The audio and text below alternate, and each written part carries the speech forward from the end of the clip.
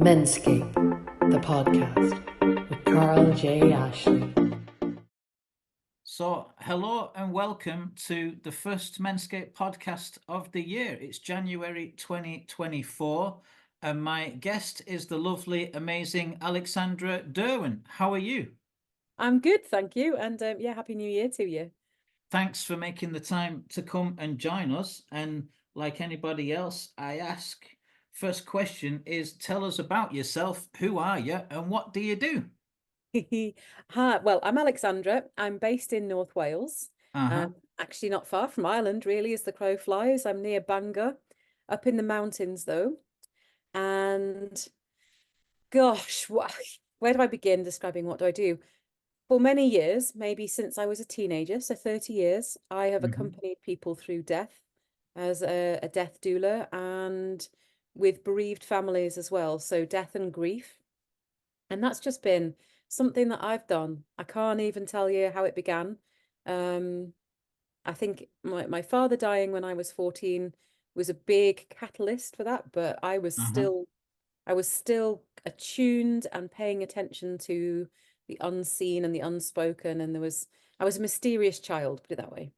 And then in the last 7 years, I started a training company up, a social enterprise, which is not-for-profit organization. Sorry, That training or trading? training, Training. a Uh-huh. training company. So Uh-huh. I now train people who want to accompany the dying or the bereaved, as well as continuing to accompany the dying and the bereaved. Wow. So I have a training company called Sacred Circle, and our website is journeywithdeath.com. And that's a big part of my work. And in the last 3 years, I've written 3 books, and the third book has just been published. And Excellent. I know, and I never saw that coming. It was kind of a vague vision, but the pandemic really brought it up for me to get what I feel death has taught me. If death is my teacher and grief is my teacher, what has it taught me? And I wrote these books, and all 3 books are called Lost Rites, and that's like a play on words on last rites. So they're a trilogy. And the first one is Ceremony and Ritual for Death and Dying, which is more of a kind of accessible concept, just basically how to hold good quality ceremony and ritual before, during, and after death. The second book is called Community of Grief. A little bit more, we've moved from the personal into the collective at that point. So it's quite a thick book actually, because there's a lot in it about how we grieve as communities says a lot about our society, and that I make a case within that if we grieve together, that's actually a force for community cohesion, repair, and peace, actually, that communities that grieve together are more peaceful. And the third book, which is just published now, is called Ancestral Landscape, and it's a bit more systemic, kind of a bit out there. So maybe it's not for everybody, but it's looking at the systemic, unseen mystery that is out there, that for many of us, death is the only time that we even come to contemplate it. People go through life, they don't think about what happens after death, or why we're here or what it's about. So the ancestral landscape is a much bigger picture. Yeah. So, well, firstly, congratulations from one published author to another. I've written Quite a about thing, right? 6 or 7 books and published 3. Right. Wow. Did you self-publish like I did, or did you get an agent and a publishing company and all the rest of it? I have a publishing company, yes. Excellent. Yeah, Yeah. Wise Woman Publishing. Excellent. Where are they based? Edinburgh. With a name like Wise Woman, I don't know would they touch an old wizard like me, but who knows? I chopped my beard off. My mum came over and helped me chop my beard off, but it was particularly long. I was Was getting it? nicknames like Gandalf thrown at me at one point last year. It was getting a bit gnomey, was it? It still does when I wear a pointy hat, yeah. But I was as a child, I remember going into my dad's. My mum and dad broke up when I was about 10, I'd say. But there was a time there where there was a happy family dynamic, and I was about 7 or 8. And I went into my dad and I said, Dad, I can't get to sleep. And he's like, oh, well, just imagine you're at the beach with an ice cream sun. So knock, knock, knock on my dad's door about 5 minutes later. Dad, I still can't sleep. He said, did you? I said, yeah, I tried that, didn't work. He goes, right, well, what's the problem? What's on your mind? I said, well, what am I doing here? Mm. Why do I exist? And he said, oh, well, nobody knows that, son. And I'm like, what? So you don't know what you're doing here, and you brought me here, and now I don't know what I'm doing here. And Right. he's like, yeah, something like that. And ever since, I've been a student of religious philosophy, philosophy of religion, and interested in death and dying. It's been something very close to my nature as a philosopher, as a psychic, as a mystic, as a poet. It's all interconnected, right? You can hang the labels whatever way you like. Yeah. But I could never understand why death was brushed under the carpet. I could never understand why it was taboo.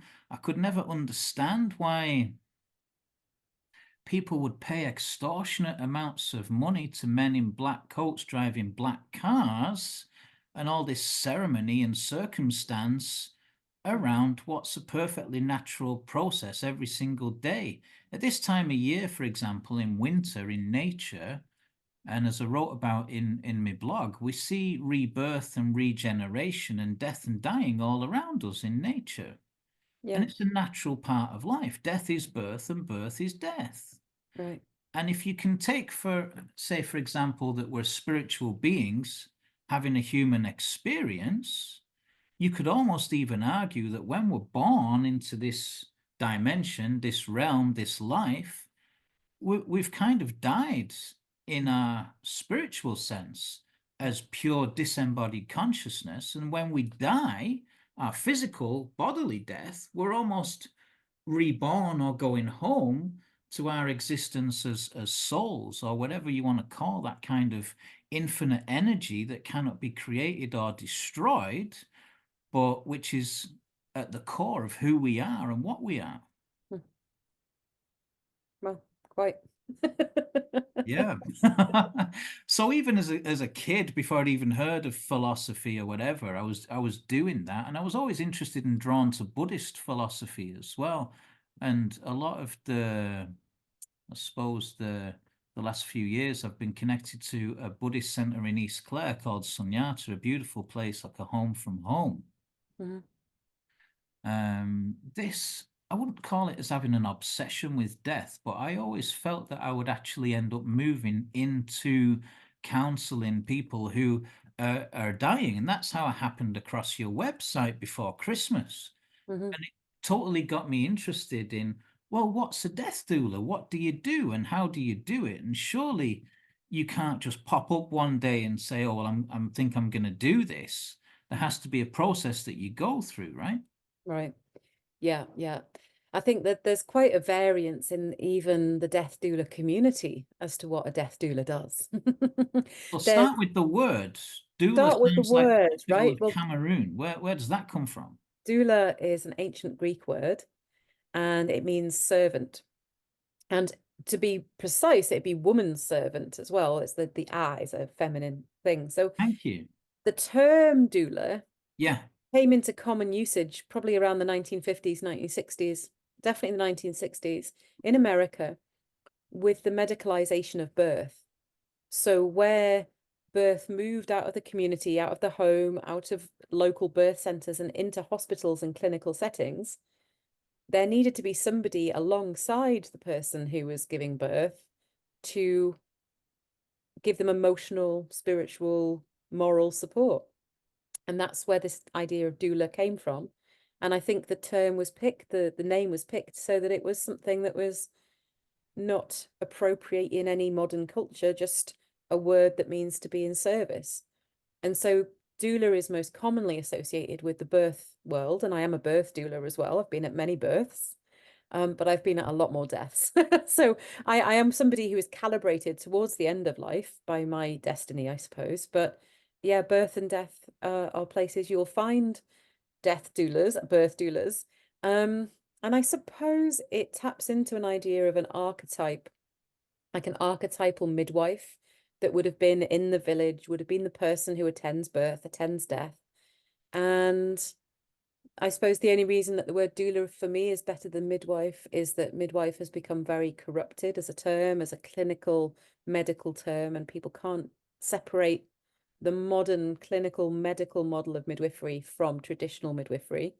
But traditional midwifery is where, I suppose, accompanying birthing and dying sits, in terms of folklore and lore of the land and the herbs and all of the opportunity that it gives us to be in relationship with the more than human world. So there's an edge there. So that's, I could say a lot more about what a death doula does, but that's where the I'm sure. term doula comes from. I think we're going to struggle to even fit this into an hour the way we're going so far. I have done many podcasts, and there has often been a part two.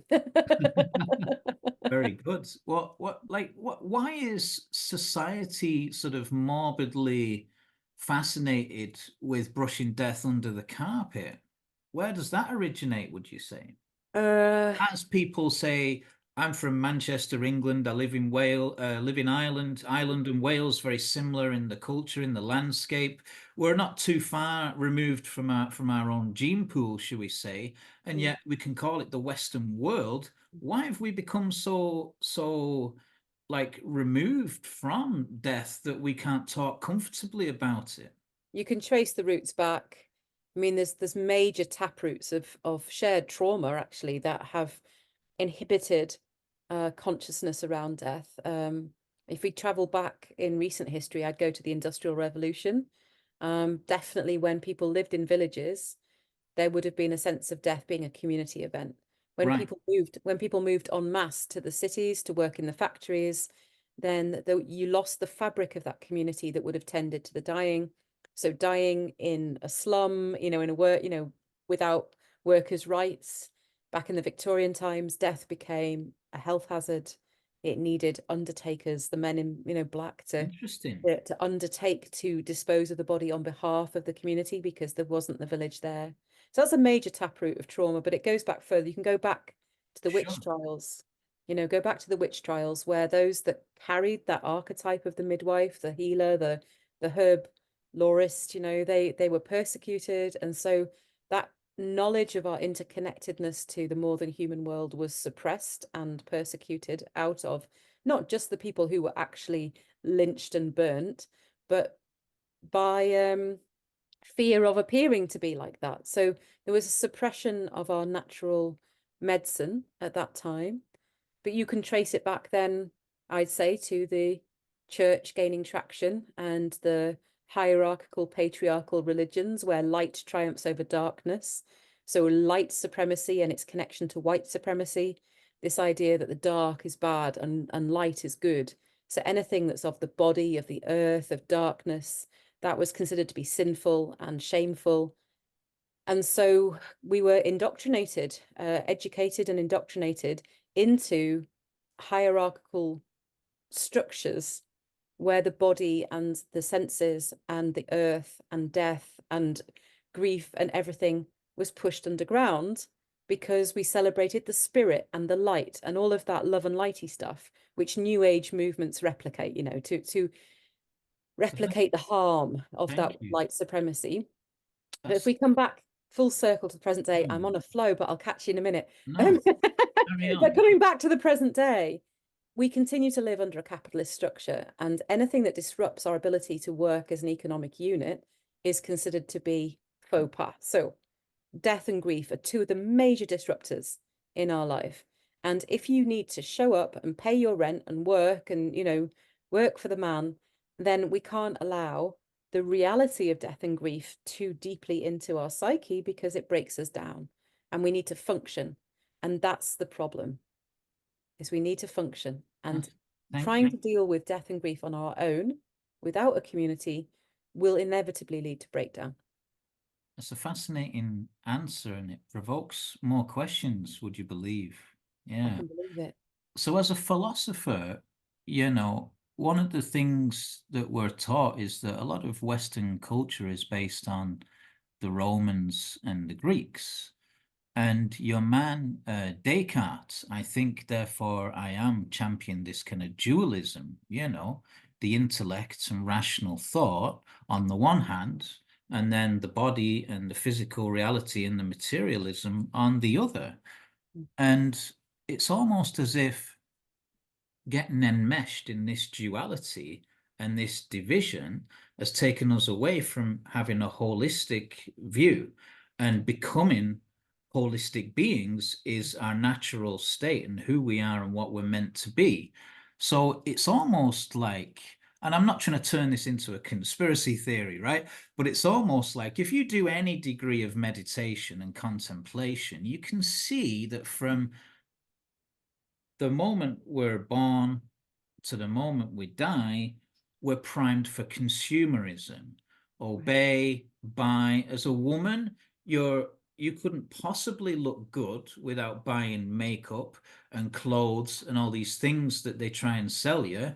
As a guy, you're completely inadequate if you don't have a good car and a beautiful wife and all these prescriptions are subconsciously and consciously thrown in our faces. So you're constantly enmeshed in this duality. But we've become so far removed from what I would kind of sort of describe as say the indigenous cultures of, say, the Native Americans, the Aborigines. Even if you go back as far as, I was watching a podcast last night about Huna and Lemuria and this kind of stuff, right? Yeah. In the way we used to live, when a child was born, it was given to the elders in the community to rear the child. Mm. These days, you've got the child birthers doing the child rearing.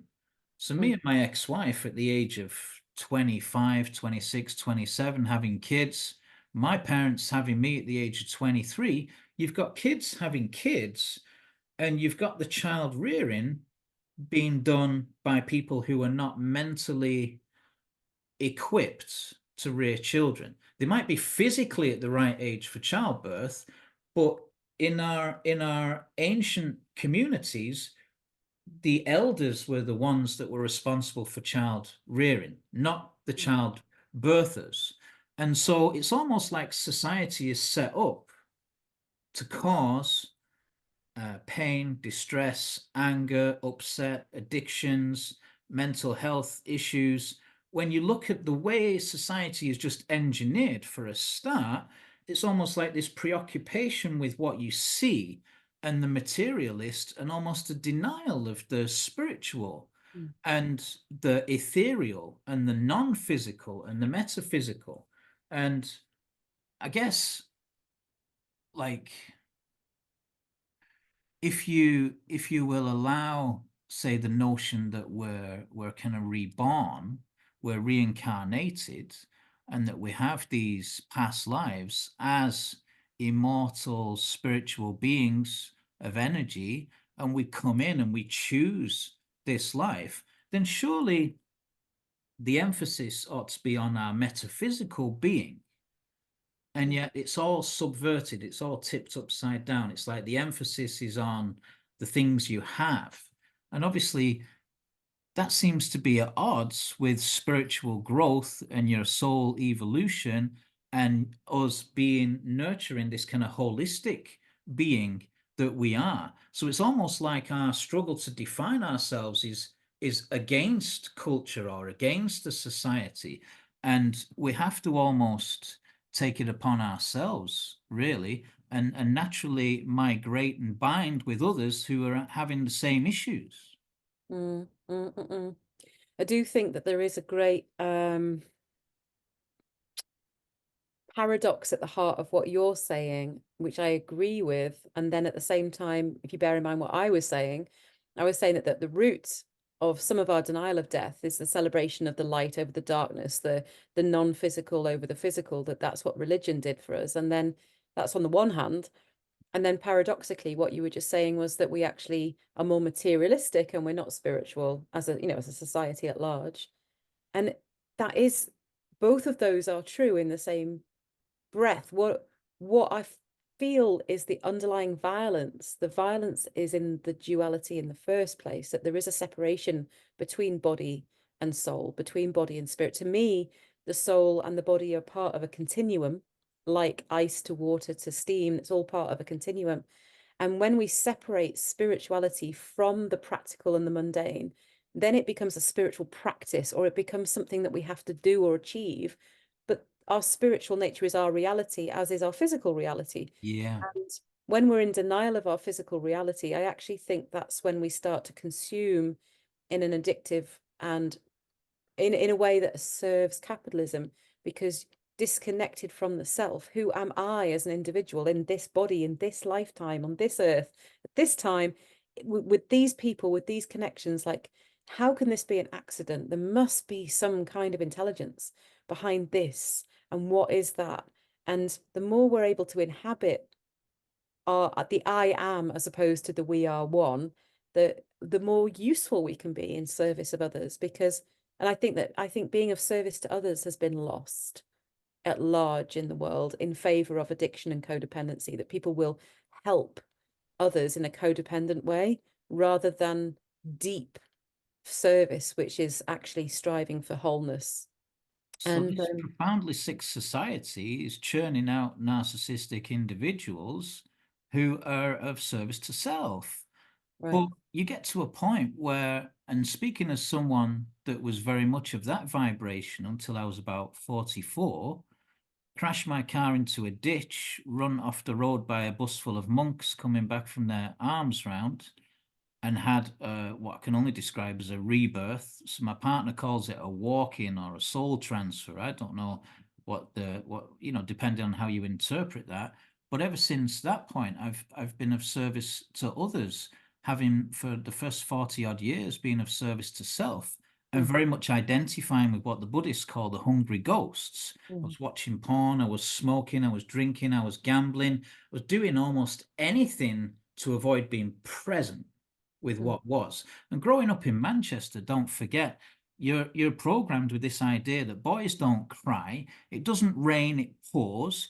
Who do you think you are? What do you think you can be successful and happy? Nah. Let's just watch Coronation Street and we'll all start whinging and moaning. And this ingrained sense of gallows kind of, you've lost before you've even started. This and it's almost like, you've got to overcome that and see the illusory aspects of that. And we're, I suppose, now in the age of Aquarius, right? The veil is lifting. Things are being seen for what they are. It's not that they weren't there all along. So whether it's child trafficking, whether it's all these unpleasant aspects of, the way society is engineered, and it's not allowing us to express ourselves and our divine nature and our holistic, true natural selves. We almost have to do it in spite of society and culture, you know? But death, I've always found it fascinating, and talking to people who are dying, what would they say to you would be the most important thing? Do you even ever ask them? Do you just sit with them and let them be? Or would you be tempted to say, knowing that you're going to pass and transition, what I'm sure paying the bills and doing the 9 to 5 is not what you admired the most about your life? Is it typically time spent with loved ones? I don't ask the question, but I would say that there is a drive within the human soul, the whole human psyche. You don't, don't necessarily use the word soul with everybody. So there's a drive within the human psyche towards integrity, and that we know deep down if we're not in integrity, and if we're approaching death with debts, with people that we haven't forgiven, people that need to forgive us, bonded in toxic drama relationships with people, as that gets nearer to death, the need to resolve that becomes more and more pressing. Interesting. And so that can look like different things to different people. Right. And some people love the fact they don't regret the 9 to 5 job, because that was something that they loved doing. So I would never assume that whatever they say, there isn't a common theme in terms of this is what's important. I find that most people are very keen to get their house in order, sometimes physically, like declutter, clean, get the paperwork in order, get their will in order, get all of these things in order, but to put their relationships in order as well, like to make Right. right. Yeah. Yeah, I can imagine. And is that connected with a sense of justice as an important part of our soul journey and our natural sort of state as I use this phrase disembodied consciousness because I came across a chapter in the Tibetan book of either the Tibetan Book of the Dead or the Tibetan Book of Living and Dying. And it very specifically said, if you're looking into a puddle or a pool of water and you don't see yourself, don't panic. You're just not in the body. There's no face or anything looking back, but you're there. So you're kind of in the between. You're in this state where you've transitioned from being in a body and in between that and another body or what have you. And is that our natural state? Some might say, if you follow like Sir David Icke, that there's a soul trap, right? And that we're in this kind of Buddy came to say hi. I don't know if you can see Buddy there. Buddy, say hi to Alexandra. Oh, sweetheart. Hey. He's like, Daddy, would you ever shut up and get off there and take me out, right? So we're this kind of idea that we're our natural state is of being souls coming in for a human experience. And if we're here to learn, like, what's the point? Like this idea of life as a library, who engineered that and why? And there's just so many questions. Like philosophy provokes much more questions than it can answer. So some might say it's quite a fruitless exercise, but over the years, I quite enjoyed the intellectual pursuits. But the Buddhists didn't really want to go there. They're like, well, you can just practice compassion and practice loving kindness. We don't need to intellectualize this. Don't talk to us about reincarnation and stuff. Just be a nice person. Yeah. Mm. Yeah. Well, I personally, I find that the state of not knowing, as in a kind of healthy agnosticism, is the most wise place to be when encountering people if they're approaching death. I think the most dangerous state to be in is to think you know. And that's important. So when in my death doula course that people Yeah. do, we do examine our own worldview in the hope that we can also identify what within us is simply a construct of our own conditioning or imagination. So, that the idea that we're a soul in a body is it's a belief, it's a worldview. We don't know that for sure. The idea that we come here to learn something is a belief. It's not necessarily true. All of the different world faiths, all of the different religions were in the market for trying to put an explanation to, explain the unexplainable, to create understanding. And they did their best, and I don't disrespect anybody's religious choices, but ultimately there's no truth but truth. Like there's only subjective truths of the unknowable with a capital T. And I suppose I come close to Buddhism in that respect, in that in order for me to accompany the dying, I have to set aside anything that I think I know about death, Right. so that I can enter into their paradigm wherever they're at and explore it with them from wherever they are. Because I can't think of anything more abusive than somebody dying in their vulnerable state, looking to me for answers, and I give them my worldview as an answer, because who am I to do that? Which is what like the Catholic Church thrived upon, I suppose. Here's this guy who's like a priest. I'm this intermediary between you and God. Right. And bring the priest in. Your man's dying, and it's like there was a huge impact on our society, I'd say, through the suppression of our natural sort of pagan and connected to nature selves. And this, like you say, patriarchal, the two evils of mankind, the Holy Roman Catholic Empire and the British Crown, almost, and it's like hugely patriarchal systems that destroy the likes of me in a past life, I was either a witch or a priestess or someone, the people that you call the healers, the natural, this was suppressed in favor of these very organized religious types who then became intermediaries between you and the divine. Mm-hmm. This was an important part of the control system. That's why my books are called Lost Rites, because that is what was lost when we adopted the book and the way and the word, and these intermediaries came in and they took that power. But we gave, we collectively gave them power, but also they took power in order to be the ones that knew and the ones that brokered that relationship with God. And that's why my books are called Lost Rites. Now, I just want to catch myself because I say patriarchy, and I hope people know that I don't think that's to do with anything to do with men, that because it's for me, it's gendered hierarchy that creates the violence. So I'm not any more in favor of a matriarchy than I am a patriarchy. Gendered hierarchy has had its day, and moving beyond these constructs of this and that, the duality of this, any kind of hierarchy which gives power to a few and then creates a ladder system where the closer you are to those with power, the more power you have. That's of the old system. That doesn't belong in the 21st century as far as I'm concerned. We've moved beyond that. So when I say patriarchy, I don't just mean patriarchy. Yeah.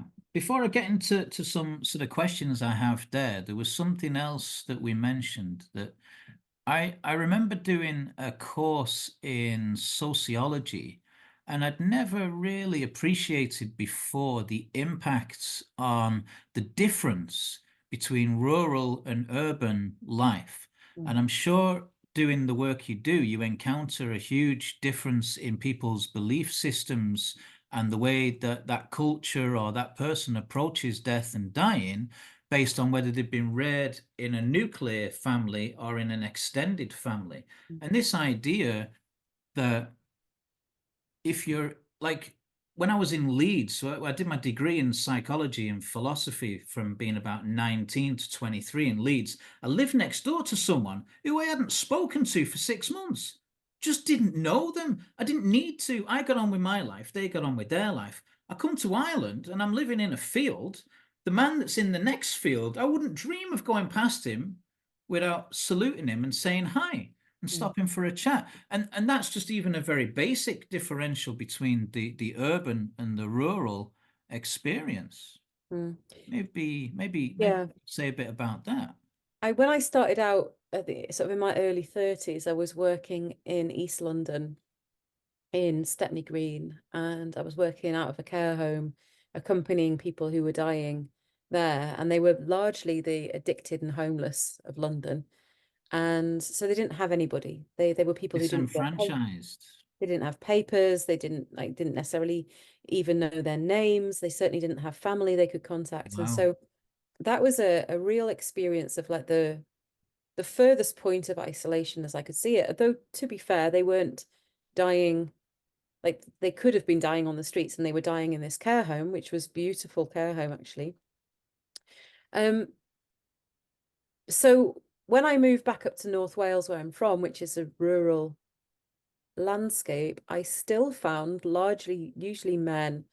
I was drawn through the mystery to go and sit with and connect with my neighbours who were dying, and they would be men of a certain age that had systematically rejected, through basically avoidant natures, they had avoided community, society, family, friends. They just lived alone and enjoyed their aloneness, but then they're dying, and then they need community, and they haven't had the opportunity, or they have chosen not to invest in community because they generally just don't like people. And so these curmudgeonly old men. I think I'm a part of that club, yeah. Right. Well, I mean, obviously I'd shine with them, or else I wouldn't have been drawn to them, because there was a kinship and a friendship that would strike up in that space where I would go and sit with them as they were dying. And that's so there is, what am I trying to say here? So there is certain factors, I suppose, socioeconomic factors that play into people's relationship with death. But whether it's urban or rural or something in between, often what is perceived to be a disadvantaged community, an area of high socioeconomic deprivation, often has the kind of community spirit that the middle classes or the upper classes would envy. Right. So in a system where we value material wealth, these communities seem to be disadvantaged. But in a system which values community spirit, they're extremely rich. And your people who went to, they grew up in Eton or whatever, they went to boarding school, they're not rich because they don't have the neural pathways to make the kind of connection that would speak to your neighbors or take care of somebody in your street or would lean into support if you were sick. That's actually more available to low income, but I see that in inner city areas as I see that in the rural spaces. There's more community spirit where people are poorer. Right. And I've worked there. I used to knock on doors all over the northwest of England, going door to door. And if I knocked 100 doors a day and 90 people told me to feck off, it was a great day. If you got 10 sales, I've met them all. Gay, straight, old, young, white, black, rich, poor, you name it. I'd have thought there'd be nothing more of a leveler than death itself. Right. Exactly. Yes, exactly. And one of the main criticisms that's leveled at death doulas is that it's same as birth doulas, that it's the preserve of the wealthy. Like in order to Well, be able how to do you get afford, paid? Do you just rock up and give your time and your energy and not get paid? I mean, that can't work. no, You've got no, bills I've done too. that. I've done that, but no, I get paid. I tend to get paid by the people who've got money to pay me, and then when I've got enough money, then I can give my time away for free. But if I give my time away for free first, then there's not much me left to go around. So getting really savvy for myself about how I structure my business processes and having a sliding scale and making sure that I've got enough before I go and give my time away, not necessarily for free, but on exchange basis or barter basis. That's there. But I also believe strongly in cooperative and community financial structures. So, for Excellent. example, Yeah. and this is just at a very basic level, instead of the person who's dying or their loved one paying me, why doesn't the community all chip in? Because if my role is understood and valued by the community as a broker for the best possible death for this person, then a voucher for 10 hours of my time split between their friends and family is very little per person. So I'm much more interested in the cooperative element, rather than it being here's my cost, you must pay me. But I live by the mystery. I gave my life and will over to service, and There's 15 something there's years something ago, beautiful about I've something never beautiful I've never about. wanted. I've never wanted, not since I surrendered.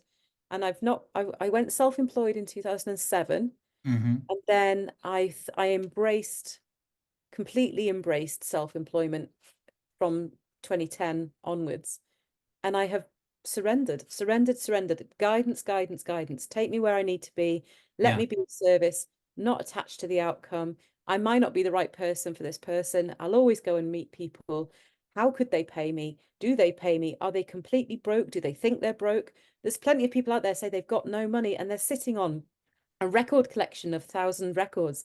They haven't got any money because they've got a hobby, right? But if they haven't got any money in the bank to pay me, but they are sitting on That sounds like me with material wealth. crystals. I Yeah, reckon if you sold all my crystals, it'd be worth a few bob. Yeah. exactly. I'm very cautious about people say, I've got no money, I'm broke, I'm skint.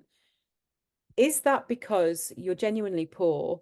Don't mean you personally. Or is it because you're a chronic under earner and you don't charge enough? Or is it because you're not organized financially? Am I helping you by giving my time to you for free if you say you've got no money? Or do we not need to go deeper into the reasons behind that? And so, as a general rule, I tend to offer a sliding scale, and I do have and I think that's because I'm well known in the field. I get rich people to pay me well.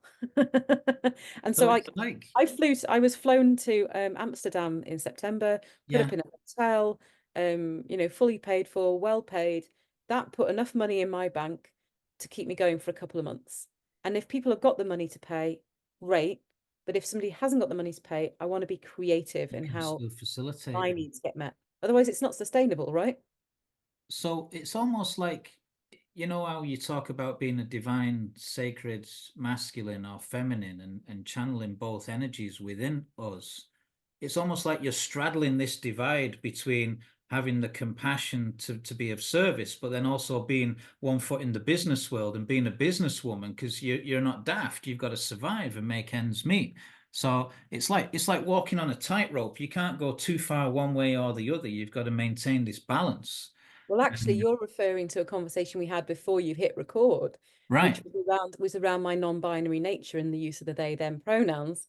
Yeah. And I mean, you already identified early on, didn't you, the social constructs of what is a man and what is masculine and what is a woman and what is feminine, you know, with the makeup and the, you know, and the man I needs think to have the it's all velvet. been under attack. Well, it's flawed at the best of times. Like if that box there is the definition of what it is to be a man, and if that box there is what it is to be a woman, then I don't want that. That's not for me. And I believe that sitting with death and sitting with so many hundreds and hundreds, maybe thousands of people as they've died, I believe that that has smashed my internal constructs. And I'm not saying that I don't want to be controversial or to push people's buttons, but there came a point in my life where I felt that I had integrated. I would have said I identified primarily as masculine when I was young. I was quite the tomboy, Yeah. played rugby, played cricket, went into the military, in the fire service, you know, real kind of boyish. Yeah. I moved into my womanhood and I really explored my womanhood and I really enjoyed both. And then there came a point where I just felt like I'd gone not beyond in the sense of being better than, but that I'd integrated these within me. And you're quite right. I am a business person. I'm director of 3 companies, and I'm a consummate business person with acumen. I've got a postgraduate degree in business from Warwick Business School, but I've Congrats. also got the feminine qualities of the caregiver and the lover and Nurturing. the archetypal midwife. But they're both within me, and I integrate them both. And that to me feels like a strong place to be of service to others. I'm not triggered into stuff that I identify my I am not frightened of men. I'm not frightened of women. I used to be frightened of both. I'm not frightened of either. And I don't feel the need to be that or this or that, but I can be if it needs be. You know, if it suits people, I can enter into that paradigm and be same as with the religions. To me, this is my experience of going beyond the gender binary. Mm. It was like I had been raised a very strict religious person, and then I had an expanded spiritual experience beyond the confines of that religion, and then I couldn't get myself back in the box again. So I started to have this experience of feeling beyond gender, and then to go back into say that I am this or that, it doesn't feel true. Did you do plant medicine ceremonies or anything that kind of really blew your mind to come into that realization? I'm a funny one around plant medicine because I'm sobered. I'm clean and sober for 14 years now.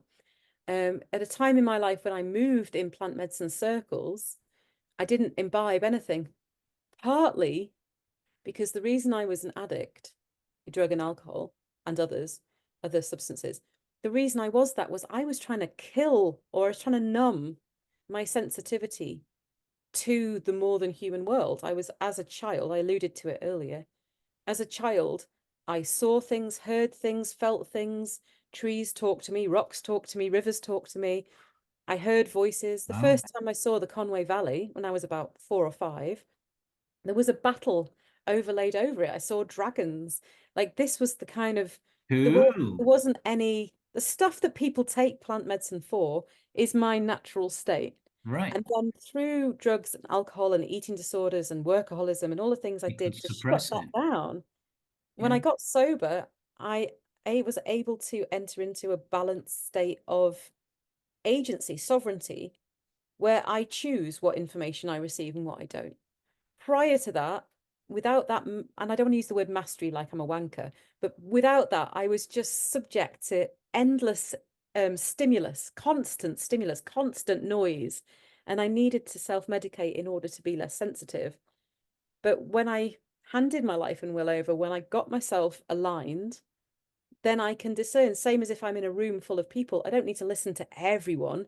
I can focus on that. And so I listen with intent to what is guiding me and what is giving me insight. And that is the gift, I suppose, I bring, not just to the dying, but actually to my work is also quite systemic. I'm as interested in what is dying individually as what is dying collectively. And I move in the space between. And that's maybe why I'm non-binary, is that I'm not this or that. I'm in the space between. And it serves me to stay there. That's a really interesting explanation. And I recall almost getting, I don't think triggered is the right word, but when I saw someone referring to themselves as they or them, I'm like, well, no, you're either a man or a woman, or you're male or you're female. You're not referring to yourself as multiple entities, but the way that you've explained that is like a beautiful exposition of your own personal feelings. So how could I have a problem with that? Thank you. You know? And thank you. And you wouldn't believe the role that the media is playing in winding people up about this. Like, it's a thing. People go, oh, for fuck's sake, sorry for my language, but oh my God, they, them, that's not grammatically correct. And they're enraged by it. And they seem to forget that I'm a 44-year-old business person, director of 3 companies, author of 3 books, who sat with thousands of people who are dying. I'm not an idiot. I'm not an idiot. And they speak to me like I'm an idiot. As soon as you go to the they, them thing, they speak to me like I'm an absolute idiot. And I tell you what, if I was a 16-year-old or 17-year-old now, with the consciousness that I have, that gender is a construct, like religions are a construct, that there is no truth but truth, that we are all the space between, and this and that and all of it. And I was being vilified by people because I chose to use they, them pronouns, that would place me in a very vulnerable and isolated position. So I don't enjoy the debate. I don't at all, because people get very violent. It can be very, very aggressive. The resistance to the gender dissolution that's happening. People can get very, very sensitive about it. And I understand that it's scary, but I will have the conversations because I feel I'm almost like a leader. I'm in a position of visibility. And if I don't own my trans nature, my non-binary nature, if I don't own that and speak to it, then I add to the pressure on young people to conform to something that has done violence to men and to women. We talk about gendered violence, but I see gender as the violence. I wouldn't want to be a man in a masculine world or a woman in a feminine world, because that violence is a duality, or that duality is a violence. Yeah. And if you take that we're biologically comprised of X and Y chromosomes, surely we're half man, half woman genetically. Well, I know that we're at time for a start, but I'll say this: I'm not sure I'm fully human. I'm not We can sure. agree on I that. am not We can sure that agree these on that. boxes that we've decided that we are, I am not convinced. I was told by a Nigerian lady when I had a metaphysical reading, she said, you have a lot of star system in you. Right. I married the trees. I have this big tattoo. I don't know if you can see this tattoo from the oak leaves. I married the trees when I turned 40. I just needed Connection with the druids. Well, yeah, but I mean, I don't fit into Robots. any belief system. So I am my own. I am my own system, and yeah, I married the trees. I communicate with trees. They give me, and that makes me sound woo woo, but reference back to my credentials for why I'm not crazy or why I'm not Hey, what's wrong with stupid. woo woo? That's Woo woo. right. Let's That's say what woo we woo. do. We do woo woo. We do the woo woo. But this is it. So I am not sure anymore that these boxes that we've been told that we have to be are in fact anything other than convenient systems that serve others. I want to be able to choose how I am received. It doesn't matter if I've got a vagina and breasts. It doesn't matter to me. It's like, that's the body that I was put into, but it doesn't define who I am. Like, it doesn't, by extension, I am not that. And it boils down to that. When you start to chase the dragon down the hole of the gender debate, you end up saying, are you defined by your genitals? And I'm like, no, I'm not. I don't want to be. I don't want to be. We could go on for hours on that. Yeah. I had an uncomfortable chat with my youngest daughter, that comprised of her saying that she wanted to be regarded as part of the LGBT community, and that there was some kind of pressure coming on her from either her peers or within the school system or online to identify with that. And you see how, I suppose, powerful there's definitely a movement towards pushing this on the children, and getting the children to put themselves into a box. There was a brilliant Australian comedian, and he said, he came on stage and he said, he said basically along the lines of, you've got a guy who wants to chop his dick off, and then you've got a guy who wants to shag another guy. They're not even in the same community. Why are they all being put in the same community? And there's inherent problems in the way, like the way you've described it and the way you've expressed yourself. I don't have a problem with that at all. Mm.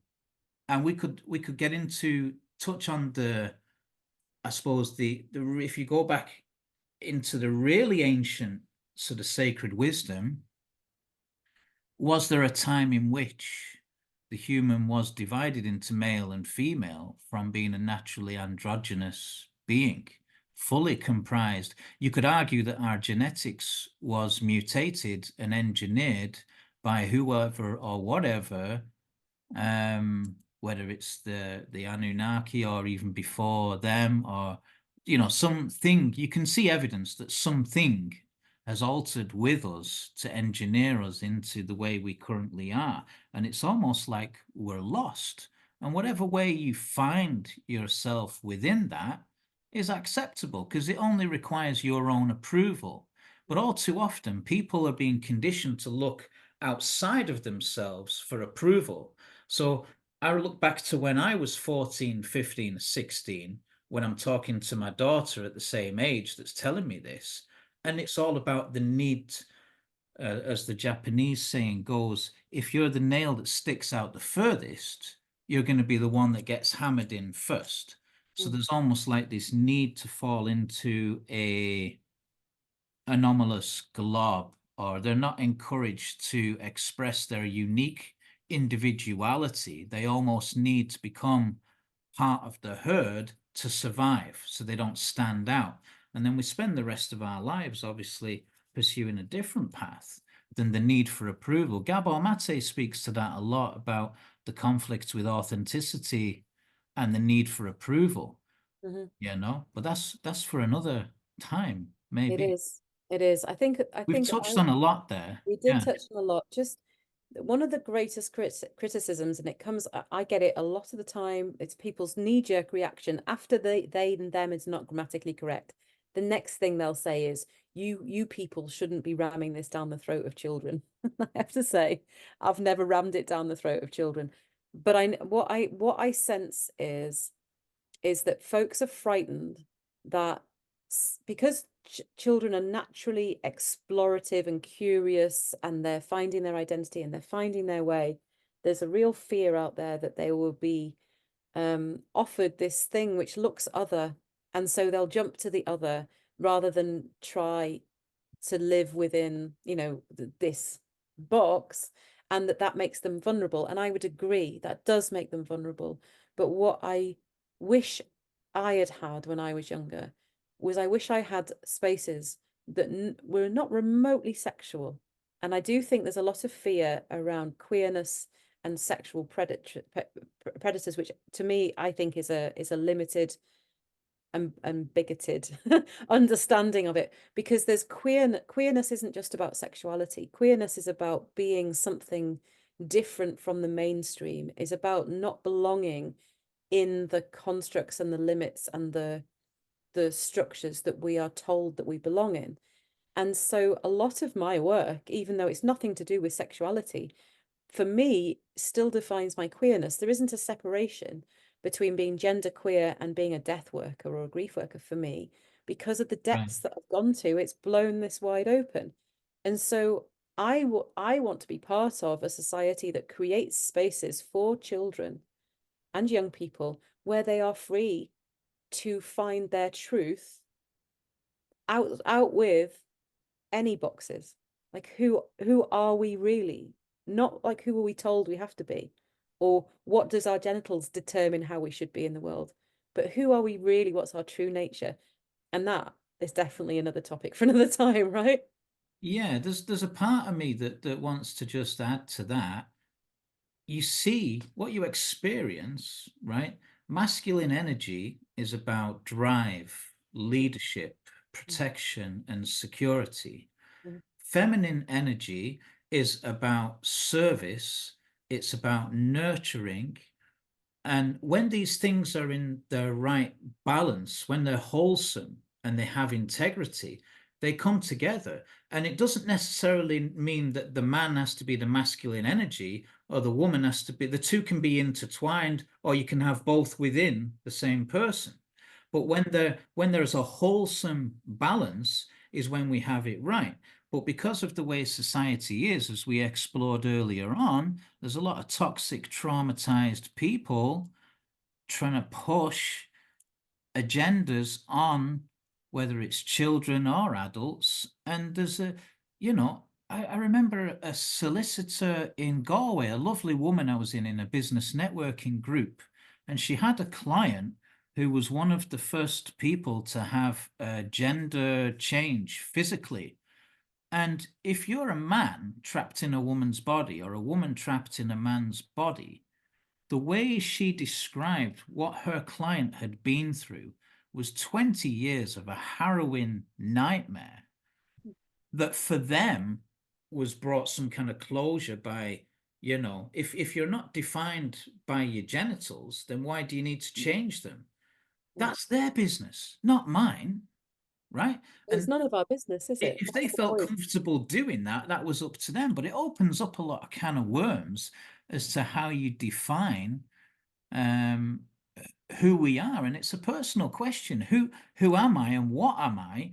Were questions that, as I say, I was throwing at my dad at the age of 7, and I wasn't satisfied with the answers. Nobody knows that, son. Just it's like, well, why not? You know. Yeah. Yeah, well, I just want, for my own conscience and for my own integrity, we can agree to disagree or we can have different views, right? But I would like, if anyone's watching this and they're at all wondering how I feel about the transgender, I am very trans positive and I love all human beings, and whatever people's choices and needs are, I respect that. So I just want to put that there. and and that I You're don't, on the record, yeah. I'm on the record as saying that. And I do think it's a difficult conversation to have without falling into, hysteria that the media's built up. But I do think that the one thing I'll take from that story that you just shared about your lawyer's client She is said what a Ireland has vulnerable, the most progressive legislation in Europe off the back of that case. how vulnerable, how vulnerable people are, and so often vilified as being dominating or bullying or out to corrupt children or all that. And these are just vulnerable people wanting to be recognized in society for who they are, and and they have my 100% support. So on that note, I've got some questions for you if we have time. Well, Have you no, ever well, I heard mean, of I'm happy to stay on, but we have gone like a full hour. It's up to you. Do you going to what's ask me a question? what's your favorite smell? My dogs. Not when a dog comes in out the rain and they smell of like saggy socks. Well, I've got two Labradors and they just Yeah. have this very velvety, musty, beautiful, sweet smell. Not when they've rolled in shit, but I like earthy Doggy smells. smell. I like autumn leaves and mulch and things like that. Have you ever jumped out of a plane? No.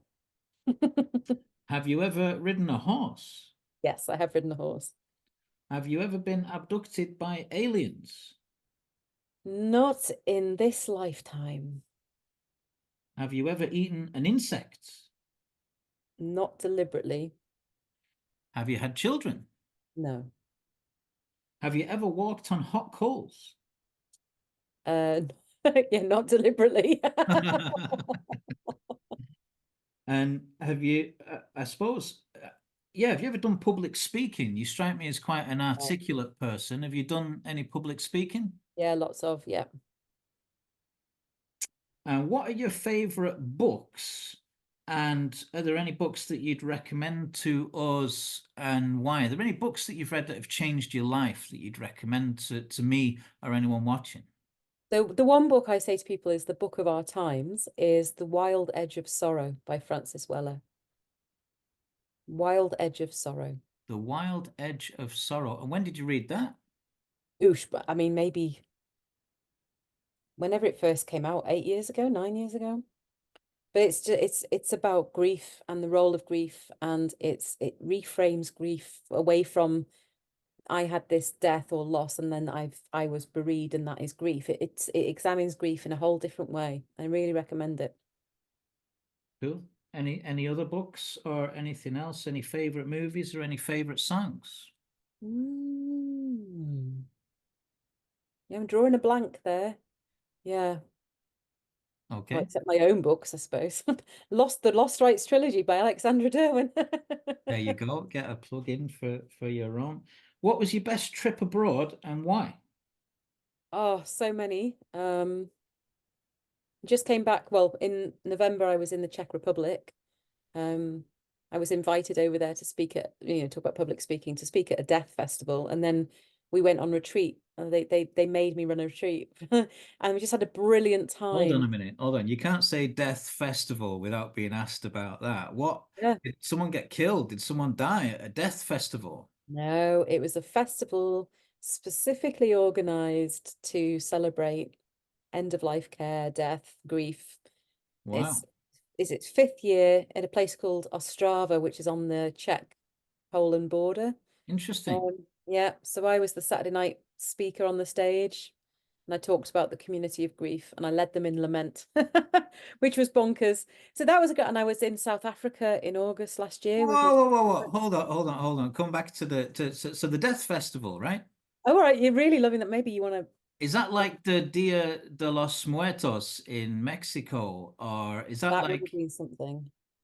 No, it wasn't. It was in a theatre sort of events venue in Ostrava, which is a very industrial type town, bit like Newcastle in the UK. You've got Ostrava.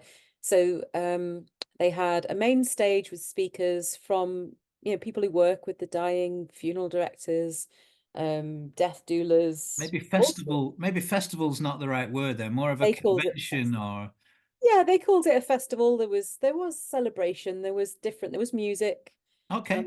workshops, there was like stalls selling coffins. That's more exciting than a convention, so Yeah, yeah, it had a festival edge. It wasn't like Glastonbury, it wasn't that sure. kind of. Wow.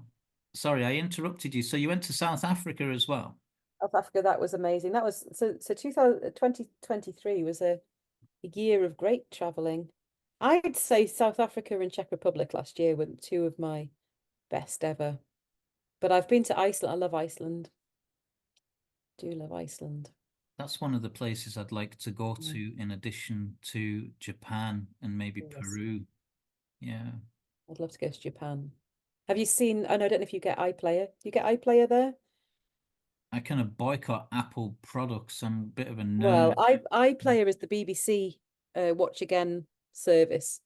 They don't let me. They say Oh, well, there it's you go. rights restriction because I'm Right. in I Ireland. won't. It's a bit There's a daft. program on the BBC at the moment about Japan, and it's very good. But if you can't watch it, you can't Well, watch it. you can get these IP blockers that basically make your IP address look like it's in another country, but I just couldn't be bothered paying for it. But Mhm. there's a way around it. What's it called? It's Monty Don, the gardener. I think it's the Gardens of Japan. Anyway, it's brilliant. Yeah, Got a lot yeah, about I'd love to Buddhism in it. go there. Mm. Yeah. So, um, have you ever driven a Ferrari? No, I've driven some very interesting things, but I've never driven a Ferrari.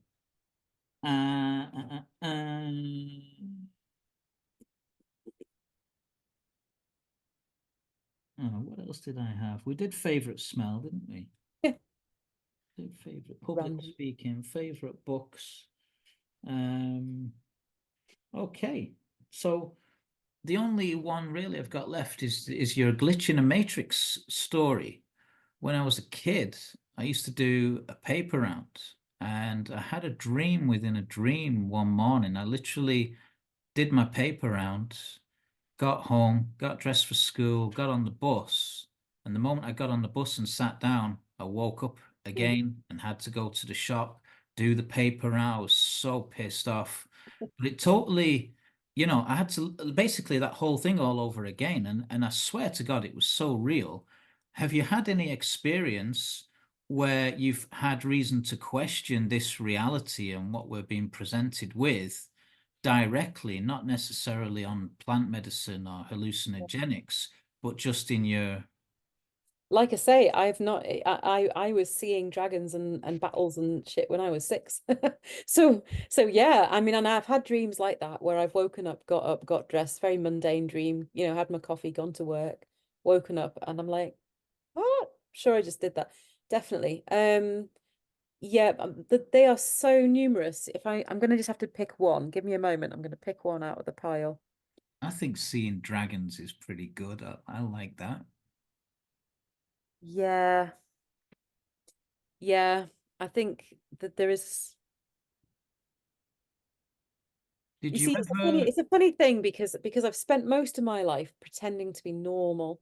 And And you... then Yeah, I also recognize sometimes that when I say to people, oh, I was seeing dragons from the age of 6, man, there's also an ego glamour in that that's like I'm special and different. And I just think it's not that I'm special and different, it's that for whatever reason, and it could be trauma, it could be a gift, it could be whatever, but I just don't have the boundaries between the realms that other people have.